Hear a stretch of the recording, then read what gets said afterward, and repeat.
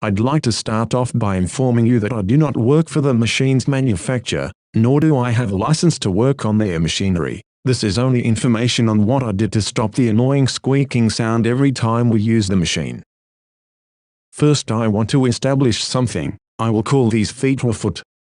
I started by removing the two top bolts, here and here. Once I remove the top bolts, I tip the machine forward to access the bottom bolts. Caution: when tipping the machine forward, don't hesitate to ask someone for help as the machine is heavy. Next, I remove the two bottom bolts, here and here. Once all four bolts are removed, the machine's foot, base, will be free to remove. You will need to support the machine from tipping over once you remove the machine's foot. Once the foot is completely removed, I applied wheel bearing grease all over the portion of metal that the foot attached to. Basically, any portion where there is metal on metal contact, even a small amount around the holes the bolts thread into. The final step is to replace the foot back on and tighten down. I have no torque recommendation, but I would advise you to call the manufacturer. Repeat the process on the opposite side. This worked for us and I hope it works for you. Good luck and God bless America and God bless you.